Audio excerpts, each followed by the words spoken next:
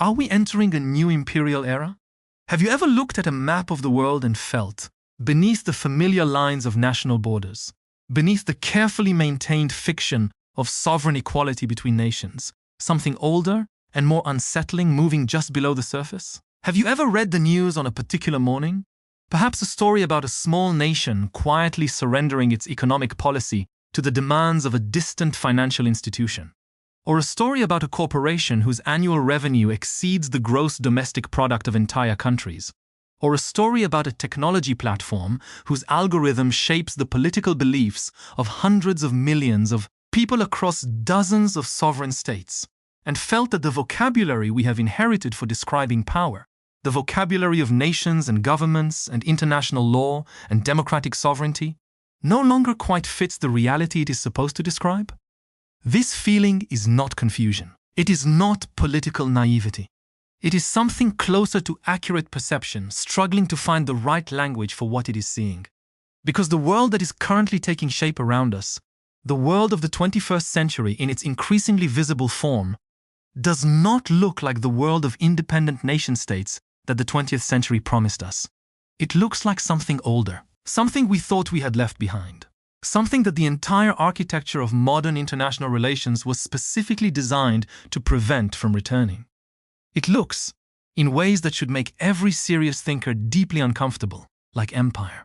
Not empire in the crude, 19th century sense of a single nation planting its flag on foreign soil and declaring formal ownership. That version of empire, brutal and explicit and impossible to maintain in a world of global media and nuclear deterrence and mass political consciousness, is indeed largely gone. But empire as a structural reality, as a system in which power flows overwhelmingly from the center to the periphery, in which the rules of the global order are written by a small number of dominant actors to serve their own interests, while being enforced as universal principles on everyone else, in which the sovereignty of weaker entities is formally acknowledged while being practically constrained, in every way that matters. That version of empire is not gone. It has evolved. It has become more sophisticated, more invisible, more difficult to name, and therefore more difficult to resist. And the question we need to ask, with the full honesty that the situation demands, is whether we are not simply continuing that evolved form of empire, but entering a new and potentially more total version of it, one made possible by technologies that previous imperial powers could never have imagined, and one that threatens to consolidate global power in ways that would make the empires of the past look modest by comparison. To understand where we are going, we need to understand where we have been. Empire, in its most fundamental sense, is not primarily about territory. Territory is just one mechanism through which power is expressed and secured. At its core, empire is about the capacity of one center to set the rules by which everyone else must live, to extract value from the periphery and concentrate it at the center, and to maintain this arrangement not primarily through constant violence, which is expensive and destabilizing, but through the internalization of the arrangement by those who are subject to it. The most successful empires in history were not the ones that held their territories by brute force alone. They were the ones that convinced the populations they dominated that the arrangement was natural, inevitable, and even beneficial. The Roman Empire did not hold its vast territories for centuries by stationing soldiers on every street corner. It held them by spreading Roman law, Roman culture, Roman religion, and the Roman language until the populations of conquered territories began to experience Romanization not as subjugation but as civilization. The British Empire did not extract the resources of half the world through pure military coercion alone. It created educational systems in its colonies that taught indigenous elites to think in British categories, to measure progress by British standards, to aspire to British forms of governance and economic organization, until the most effective instruments of British imperial power were not British soldiers but local administrators who had internalized British assumptions so thoroughly that they enforced imperial logic on their own populations as though it were simply common sense. This is the deepest and most durable mechanism of imperial power, the capacity to make your particular vision of reality appear to be reality itself. to make your specific interests appear to be universal values, to make the rules that serve your dominance appear to be the natural laws of civilization. And it is precisely this mechanism, far more than military force or explicit territorial control, that defines what a new imperial era would look like in the 21st century. Now consider the world we actually inhabit. Consider the architecture of global power as it actually functions, not as it is formally described in the charters of international institutions and the declarations of national sovereignty, but as it actually operates in the daily lives of billions of people. Consider the global financial system. The rules of international trade, the conditions attached to loans from international financial institutions, the mechanisms through which capital flows across borders. All of these reflect choices, specific historical decisions made by specific powerful actors at specific moments of maximum leverage. The digital infrastructure that now underlies virtually every aspect of modern economic and social life, the platforms through which information is shared, commerce is conducted, political opinion is formed, cultural content is distributed, data is collected and processed, is controlled overwhelmingly by a handful of corporations, almost all of them based in a single country, operating according to the laws and values of a single legal and cultural tradition. The Bretton Woods system that structured the post-war global economy was designed primarily by American and British economists in 1944, at a moment when the devastation of the Second World War had left virtually every other significant economy in ruins. The rules they wrote reflected the interests of the societies they represented. The institutions they created, the International Monetary Fund, the World Bank, the architecture of dollar supremacy, were not neutral instruments of universal prosperity. They were specific arrangements that embedded specific power relationships into the infrastructure of the global economy in ways that persisted long after the formal justifications for those arrangements had been renegotiated or forgotten. When a developing nation in the global south today accepts a loan from the International Monetary Fund in exchange for implementing structural adjustment policies, it is not engaging in a free transaction between sovereign equals. It is participating in a relationship shaped by decades of accumulated rules that it had no meaningful role in writing, enforcing conditions designed in Washington by economists trained in a particular tradition that reflects a particular set of interests, governing a crisis that often originated in the global financial system's own instabilities rather than in the domestic failures the conditions purport to address. This is not territory. There are no colonial administrators, no occupation forces, no formal declarations of subordination. But the structure of power that it embodies is not categorically different from what previous generations would have recognized as imperial. Consider next the architecture of technology. When a farmer in rural India uses a smartphone to access agricultural information, when a politician in Brazil uses a social media platform to communicate with voters, when a journalist in Nigeria uses a search engine to research a story, when a student in Indonesia uses an educational platform to learn, they are all interacting with systems whose fundamental architecture was designed in California, whose terms of service were written by American lawyers, whose algorithms were trained on data that overrepresents certain cultures and languages and perspectives, and whose business models were optimized to serve the interests of shareholders concentrated in a small number of wealthy societies. The people interacting with these systems did not choose this architecture. They did not negotiate its terms. They did not participate in the decisions that shaped its values and priorities. They simply found that it had become the infrastructure of modern life, as inescapable as roads or electricity grids, and that choosing not to use it had become nearly equivalent to choosing not to participate in the modern economy at all. This is soft power of a kind that would have been unimaginable to 19th century imperialists. It requires no gunboats. It requires no colonial administrators. It requires only that the infrastructure of daily life be controlled by actors whose interests and values shape that infrastructure in ways that are invisible precisely because they are total.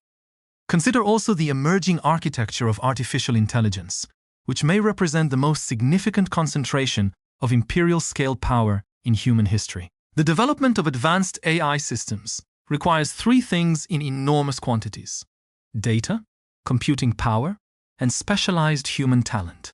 All three of these are currently concentrated with extraordinary density in a small number of societies and a small number of corporations within those societies. The data that trains the most powerful AI systems reflects the languages, the cultural assumptions, the economic behaviors, and the political values of the societies that generated it. The computing infrastructure required to process that data at scale is controlled by corporations answerable to the laws and interests of particular states.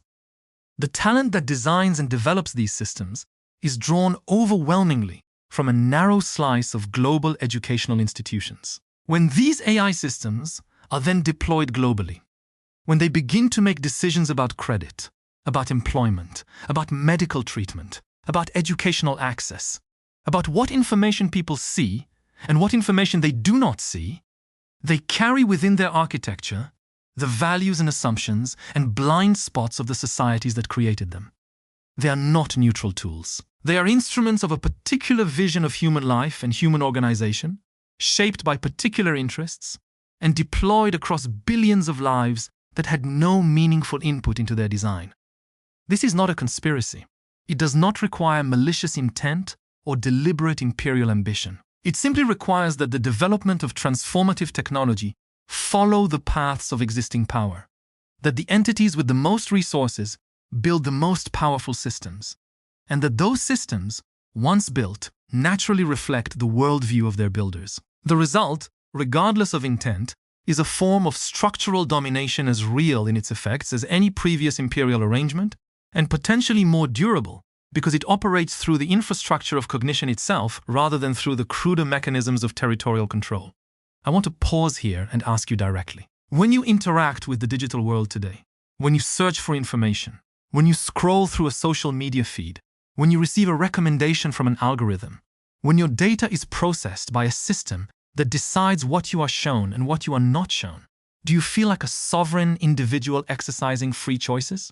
Or do you feel, underneath the comfortable interface of apparent choice, something more like a subject? Something more like a person whose information environment, whose opinion formation, whose sense of what is normal and possible and desirable is being quietly shaped by forces you did not choose and cannot easily exit? I know we often dismiss this feeling when it arises, because engaging with it seriously is uncomfortable, and because the immediate experience of digital life is designed to feel like empowerment rather than subjugation.